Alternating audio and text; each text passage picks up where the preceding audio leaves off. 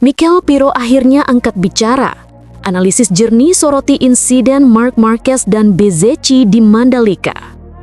Dalam dunia balap, bukan hanya kecepatan yang menulis cerita, tetapi juga momen-momen tak terduga yang menguji keteguhan hati para juara. Kata-kata itu seolah menjadi pembuka tak tertulis untuk drama yang terjadi di sirkuit Mandalika, Indonesia. Sirkuit ini dengan tikungan-tikungan teknisnya bukan sekedar lintasan. Di sana adalah panggung tempat setiap keputusan sepersekian detik bisa mengubah sejarah. Hari itu, panggung Mandalika menyajikan sebuah kisah yang mengguncangkan pedok MotoGP. Marc Marquez dan Marco Bezzecchi terlibat insiden di tikungan 7 lap pertama, yang berujung pada keluarnya dua pembalap papan atas dari balapan lebih cepat dari yang diperkirakan siapapun. Seminggu sebelumnya, Marquez baru saja mengukuhkan gelar juara dunia di MotoGP Jepang. Ia tampil luar biasa sepanjang musim, menunjukkan kecepatan, konsistensi, dan kematangan yang sulit ditandingi. Banyak yang mengira seri Mandalika akan menjadi perpanjangan dari dominasinya, sebuah ajang unjuk ketangguhan sang juara dunia di hadapan penonton Indonesia yang antusias. Namun balapan tidak pernah bisa sepenuhnya diprediksi.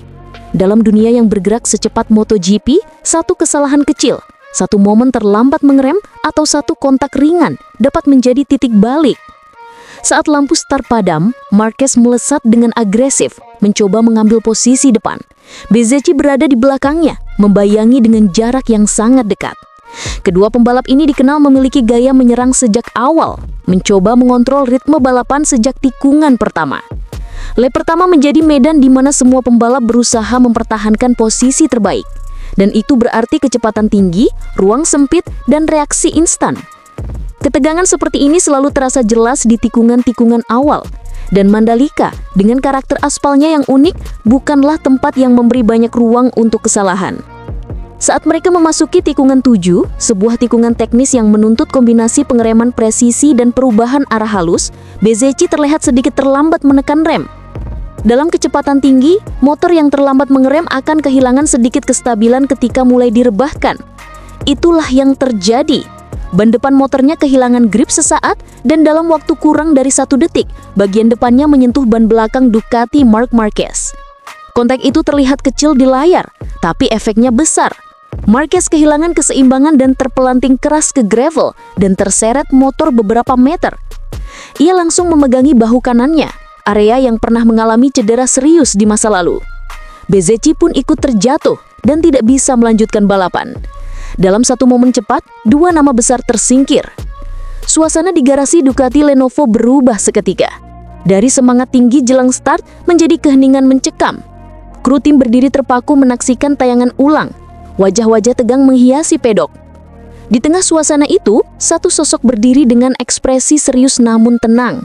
Michele Pirro, pembalap tes Ducati yang juga sering menjadi pengganti saat krisis, tahu bahwa insiden itu bukan hanya kehilangan dua pembalap dari balapan.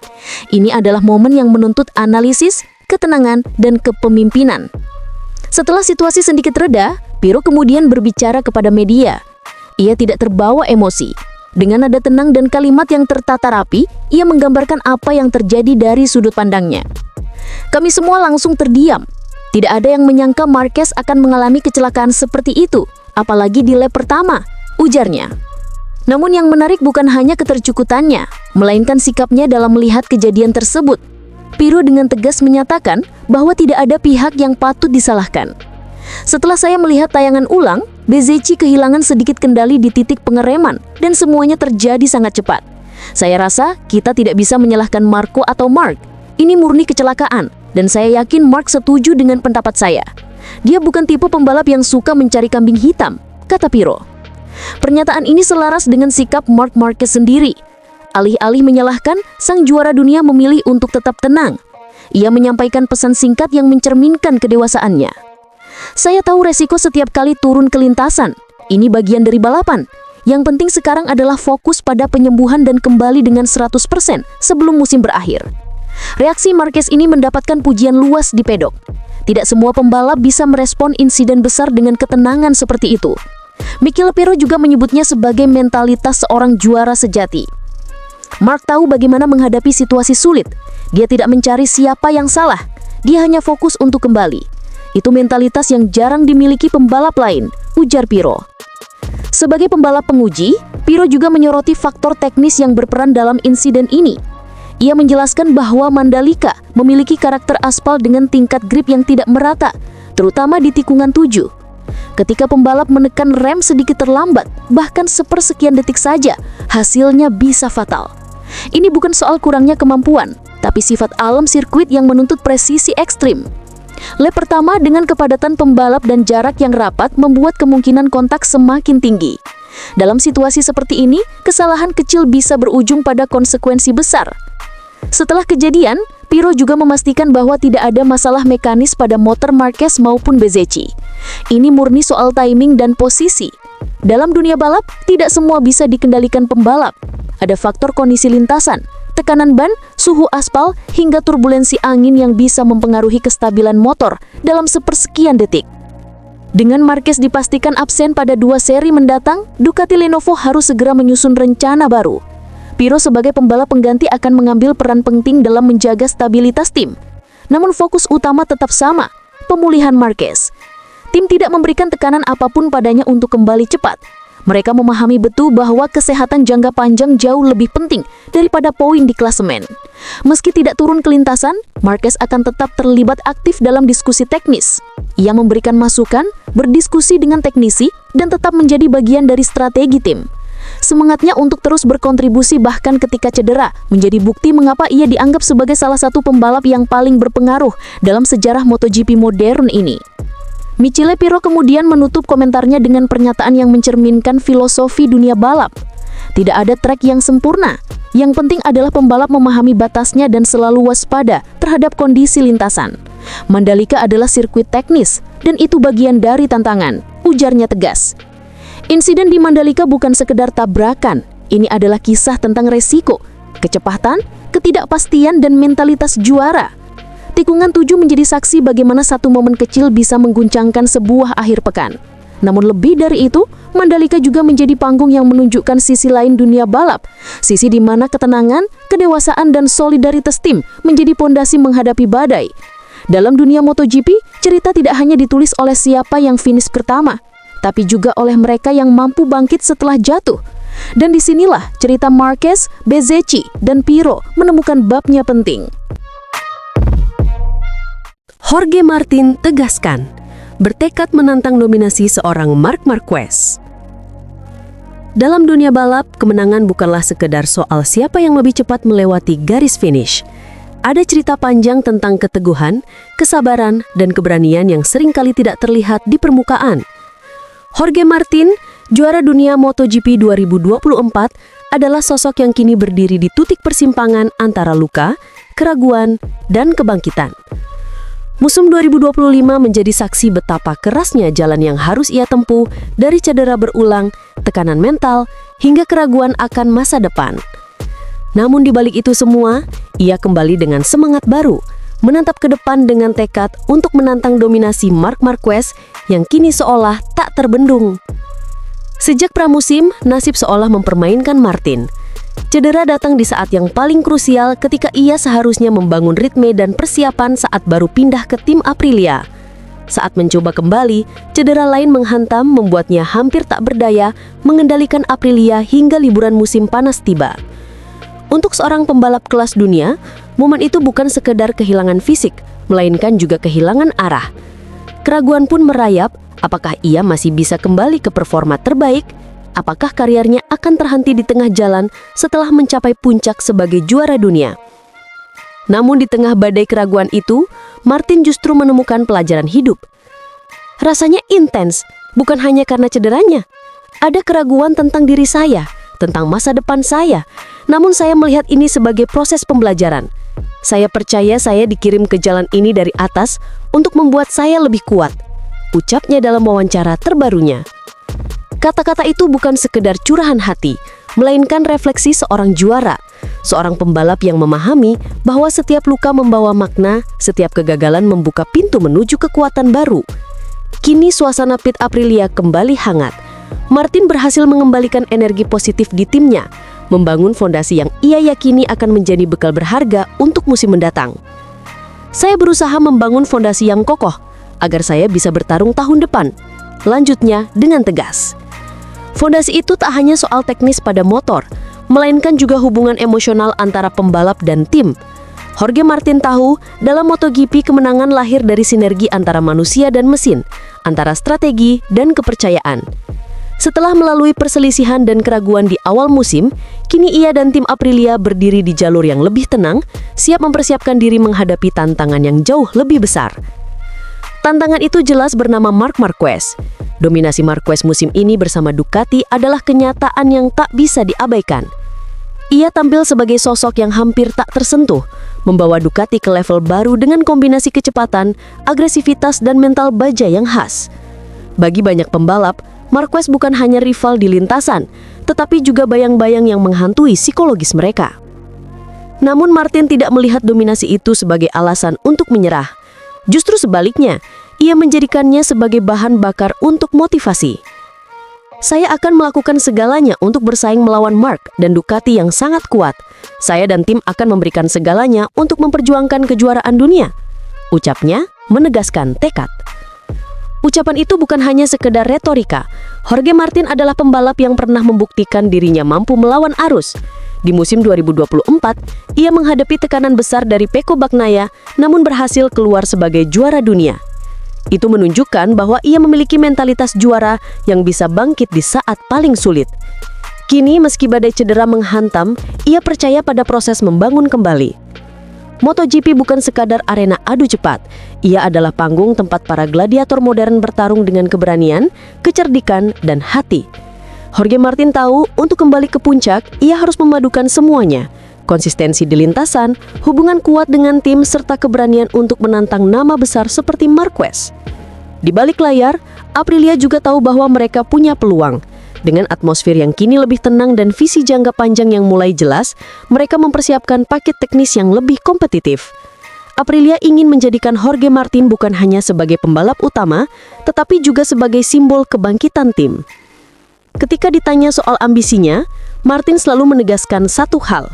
Ia ingin kembali ke tempat yang layak untuknya, barisan depan, bersaing memperebutkan gelar dunia. Ia tak ingin hanya menjadi pelenggap di lintasan.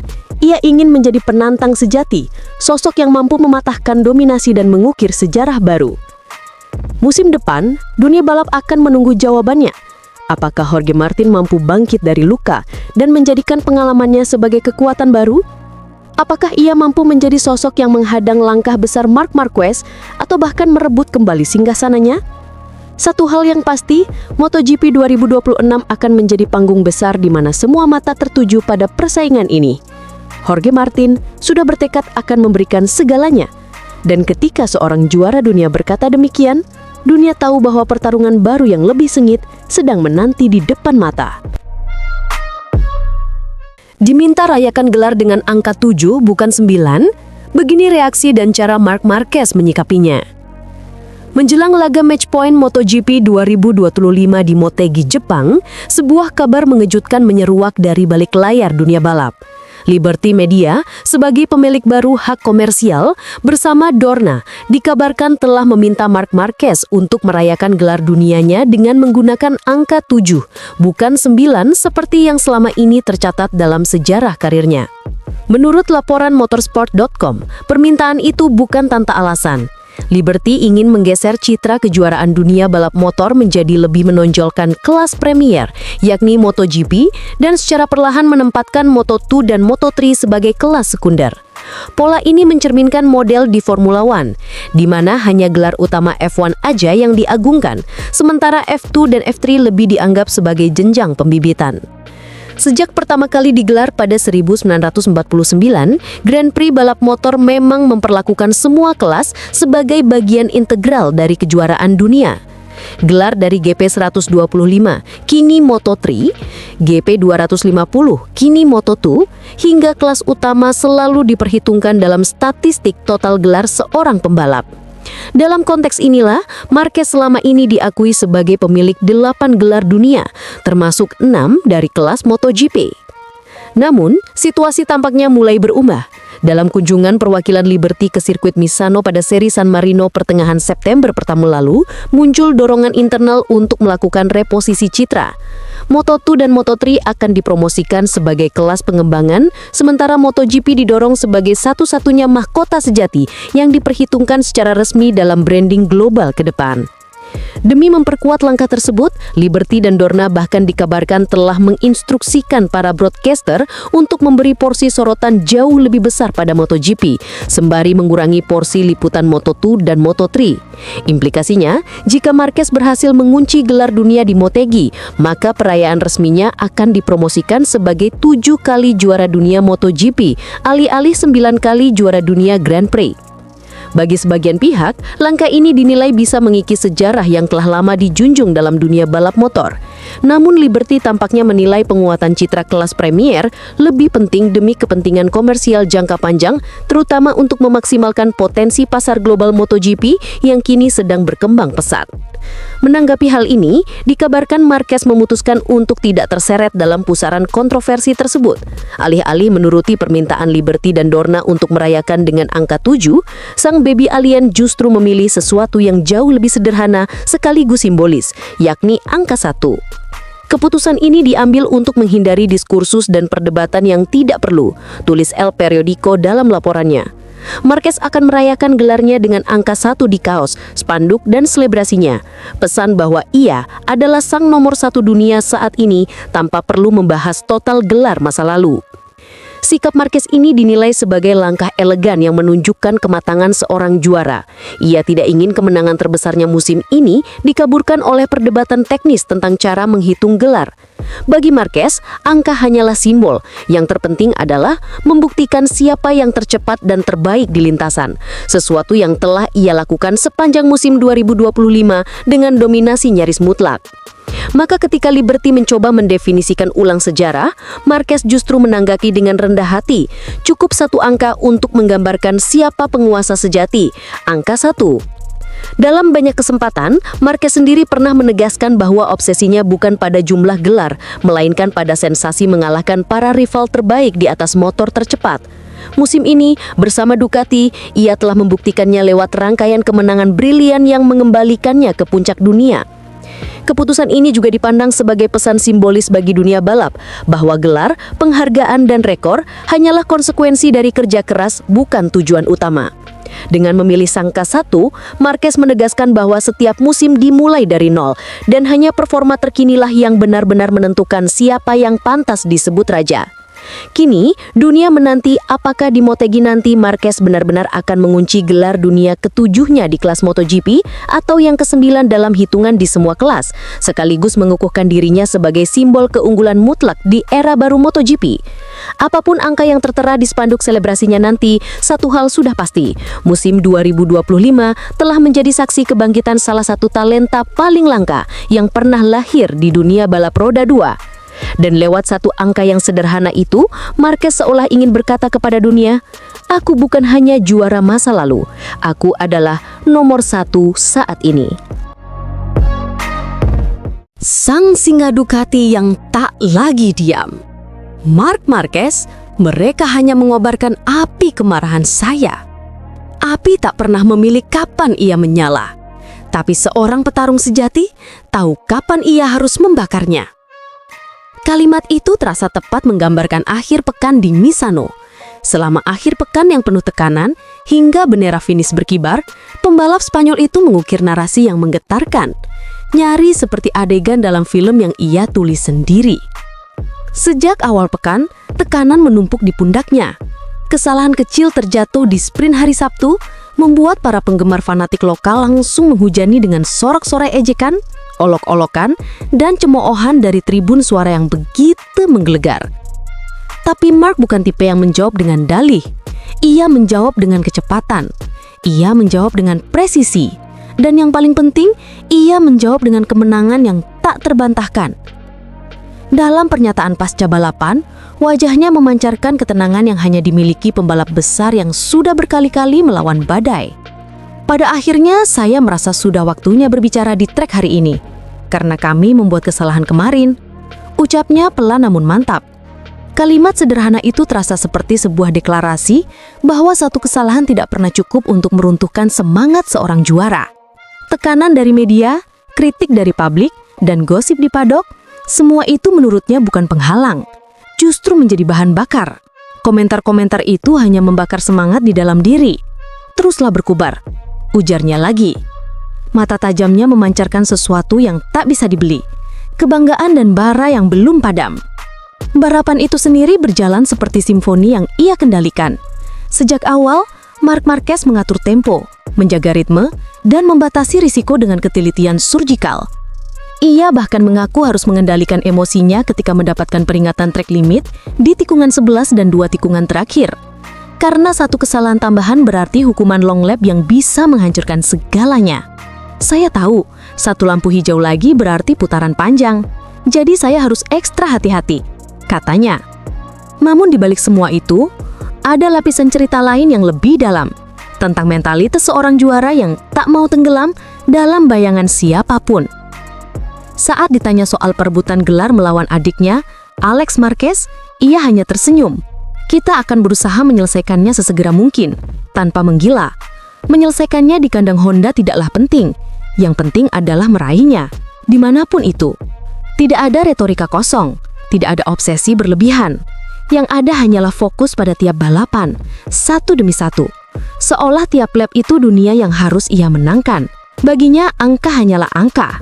Yang penting adalah pesan yang ia kirimkan di tiap tikungan, bahwa dia masih ada, masih lapar, dan masih buas. Ia bahkan menolak membandingkan dirinya dengan para legenda, seolah tahu bahwa warisan bukan sesuatu yang bisa diklaim, tapi harus diberi oleh waktu. Seorang atlet tidak memilih posisinya, melainkan orang-orang yang menempatkannya di sana. Saya tidak akan pernah mengatakan apakah saya berada di level ini atau itu, ujarnya dengan rendah hati. Namun bahkan dalam kerendahan hati itu, ia menyelipkan sebuah pengakuan pribadi tentang sosok yang menginspirasinya sejak kecil. Selalu dengan menghormati para legenda hebat ini. Karena bagi saya, Lionel Messi telah menjadi panutan sejak saya kecil. Ada kebanggaan yang jujur dalam suaranya.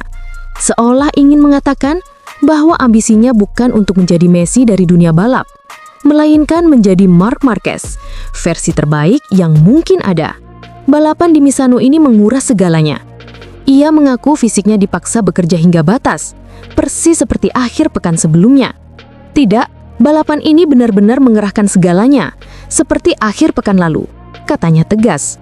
Ia bahkan membedah faktor-faktor teknis yang membentuk performanya, menyoroti pengaruh hujan malam sebelumnya yang membuat trek kehilangan sedikit grip, sekaligus memaksanya mengubah pendekatan dalam berkendara.